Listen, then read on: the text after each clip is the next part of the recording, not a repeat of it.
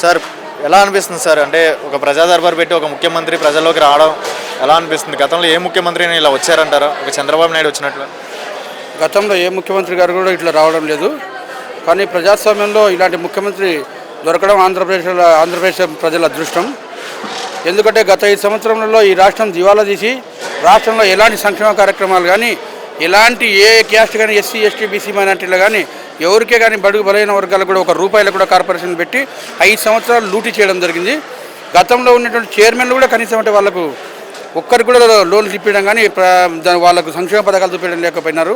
కానీ చంద్రబాబు నాయుడు గారు వచ్చిన తర్వాత ఆల్ క్యాస్ట్ బీసీ ఎస్టీ మైనార్టీలు కూడా అంత బడ్జెట్ కేటాయించి ఈయన ఆధ్వర్యంలో ఖచ్చితంగా ఈ రాష్ట్రం డెవలప్ అవుతుంది.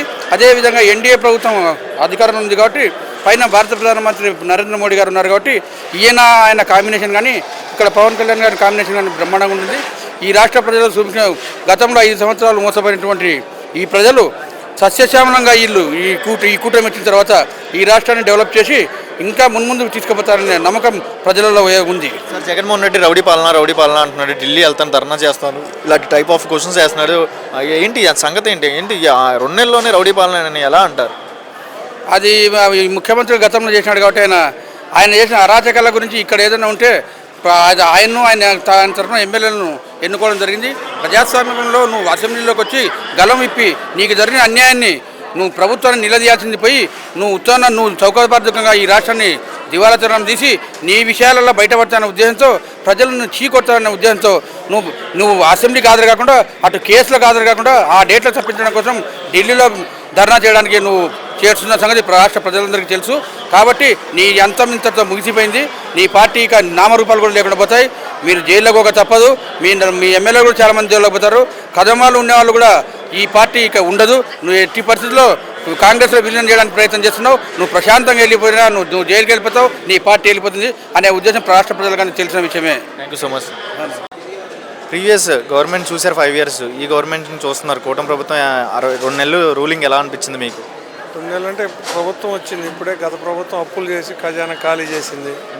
ఇప్పుడు మరి అన్ని అడ్జస్ట్మెంట్ చేయాలంటే బాబు గారు అతనికి ఉన్న నైపుణ్యంతో కేంద్ర ప్రభుత్వంలో కానీ ఉమ్మడి కూటమి ప్రభుత్వంలో చాలా శాఖశక్యంగా నిధులు తెచ్చి ఇప్పుడు ఓఆర్ఆర్ అమరావతికి నిధులు కానీ రాజధానికి, అదేవిధంగా నిరుద్యోగం స్కిల్ నైపుణ్య అభివృద్ధి గణన ఈ విధంగా అమలు చేయడం చూస్తే ఇంకా ముందు బాగా చాలా అభివృద్ధి అవుతుందని చెప్పి మేము అనుకుంటాం. జగన్మోహన్ రెడ్డి కూడా మంచి పనులు చేశానని అంటున్నారు కదా, ఏమిచ్చాడు?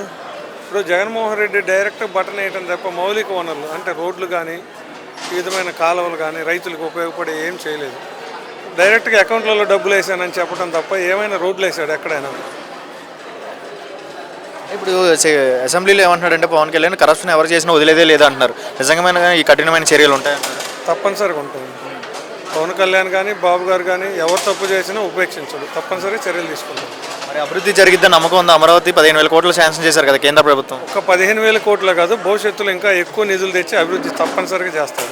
సార్, ఇప్పుడు చూస్తున్నట్లయితే జగన్మోహన్ రెడ్డి ఒకటే డైలాగ్ అంటున్నాడు, రౌడీ పాలన అని. నిజంగా రౌడీ పాలన ఎవరిది అంటారు? రౌడీ పాలన జగన్దేనండి. ప్రతి చోట అంటే మేము ఇంకా ముఖ్యంగా మాచర్ల నియోజకవర్గం నుంచి వచ్చాం.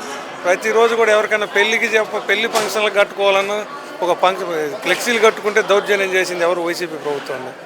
ఈరోజు ఈ ప్రభుత్వం వచ్చినాక కూడా ఎక్కడ కూడా దౌర్జన్యాలు లేవు. Thank you so much.